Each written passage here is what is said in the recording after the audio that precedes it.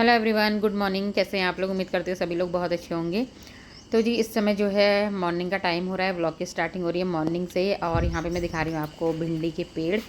तो इस समय जो है पौने 6 बजे का टाइम हो रहा है और मैं आई थी यहाँ छत पे।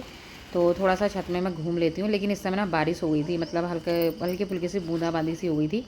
तो फिर उसके बाद मैं जो है नीचे चली गई थी, लेकिन वेदर अभी अच्छा हो रहा था। आजकल हमारे यहाँ अच्छा वेदर हो रहा है, 1-2 दिन से बारिश हो रही है।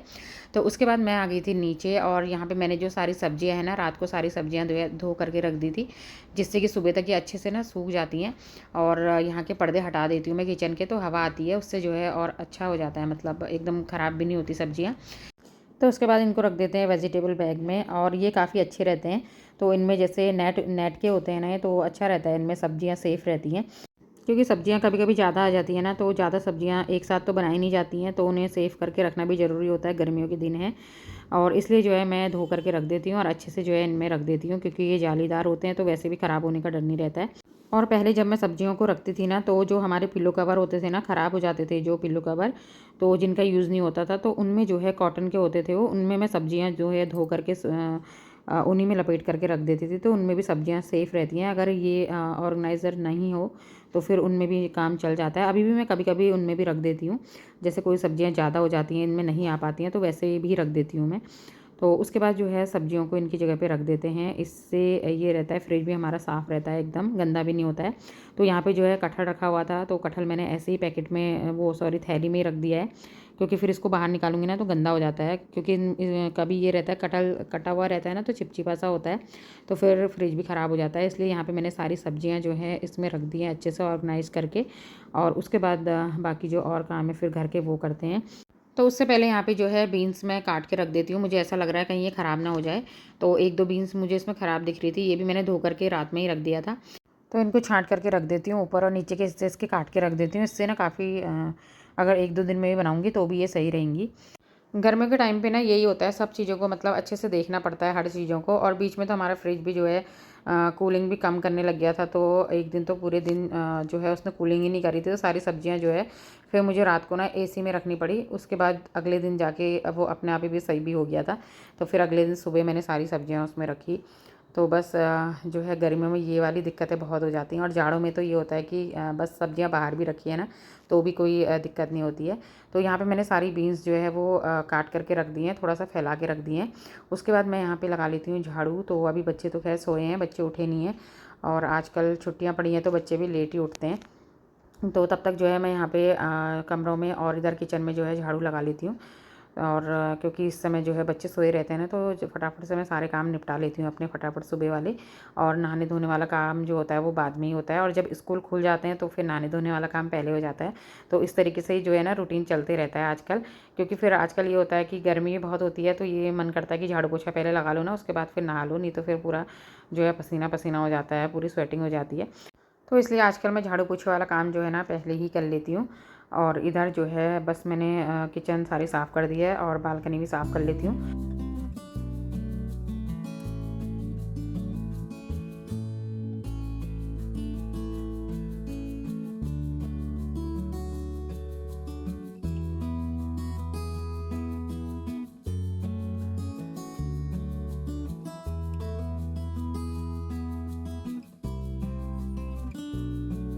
तो इसी तरीके से मैं और जगह भी झाड़ू लगा लूँगी सारा। और वो जो है मैंने सूट नहीं किया था, क्योंकि बच्चे सोए थे ना, फिर अच्छा नहीं लगता है कमरे में कैमरा लगाओ ये।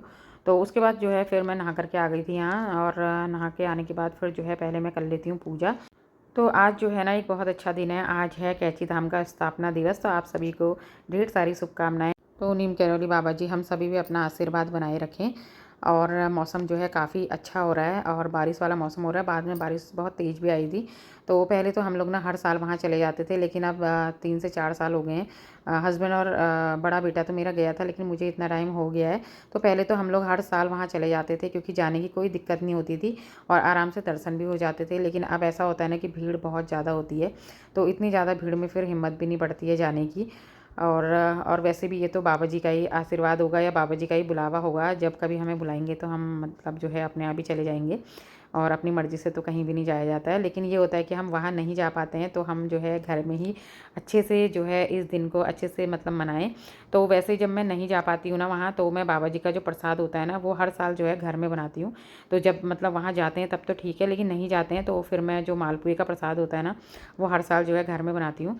तो इसके लिए जो है मैंने ना 2 कटोरी आटा यहाँ पे ले लिया था, और जो गुड़ है वो भी मैंने अच्छे से जो है मेल्ट करने के लिए रख दिया था। तो अच्छे से गुड़ का पानी मैंने बना लिया है, और थोड़ा-थोड़ा करके जो है मैं इसमें मिक्स कर रही हूँ। तो ये मालपुए की रेसिपी मैं आपके साथ शेयर कर रही हूँ कि मैं किस तरीके से बनाती हूँ।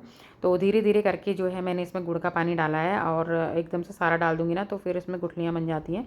तो इसलिए जो है थोड़ा-थोड़ा पानी मैंने इसमें ऐड करा है, और अच्छे से जो है इसको मिक्स करने के बाद फिर थोड़ा-सा इसमें जो है ना सौंफ ऐड करेंगे, जिससे कि टेस्ट काफ़ी अच्छा आता है।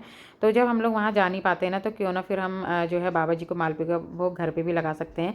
तो बाबा जी तो सब देखते हैं, ऐसा कुछ नहीं है कि उनकी नज़रों से कुछ छुपा हुआ रहता है।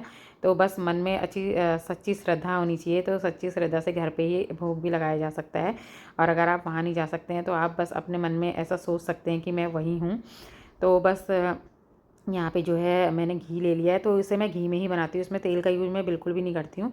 तो अच्छे से मैंने इसमें बैटर में सौंफ भी मिला लिया और इसको मिक्स कर दिया है। उसके बाद घी अच्छे से गर्म हो गया है, तो इस तरीके से जो है मैंने थोड़ा-सा इसको लेकर के फैला दिया है।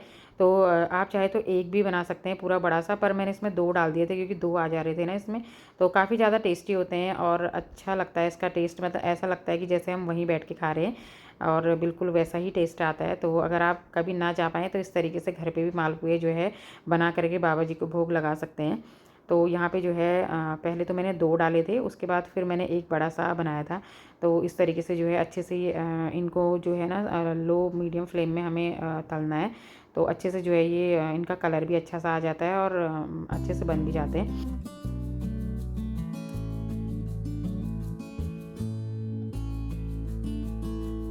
तो उनका सारा घी निकालने के बाद फिर जो है यहाँ पे मैं एक बड़ा-सा और डाल देती हूँ। तो ये जितने ज़्यादा बड़े-बड़े रहते हैं ना, जैसे वहाँ मिलते हैं कैंची धाम में खाने के लिए, तो उसी तरीके से जो है मैंने अब की बार वाला इतना बड़ा बनाया है, और इसका टेस्ट सच में ना बिल्कुल वैसा ही लग रहा था कि जैसे वहाँ के मालपुओं का होता है। और वाले मालपुओं का प्रसाद भी मैं बहुत ज़्यादा मिस करती हूँ, लेकिन ये है कि ये वाला मालपुए का प्रसाद जब खा लेती हूँ ना, तो ऐसा लगता है कि बिल्कुल वहीं का प्रसाद है। तो बस उसके बाद जो है फिर से मैं छोटे-छोटे से बना देती हूँ, और यहाँ पे जो है मैंने सारे बना के तैयार कर लिए हैं। और इसके साथ मैंने ना आलू की सब्ज़ी भी बनाई है, क्योंकि इसके साथ जो है आलू की सब्ज़ी ही मिलती है वहाँ। तो फिर मैंने आलू की सब्ज़ी बना दी थी। तो अब चलते हैं मंदिर में, और यहाँ पे जो है बाबा जी को भोग लगा दिया है।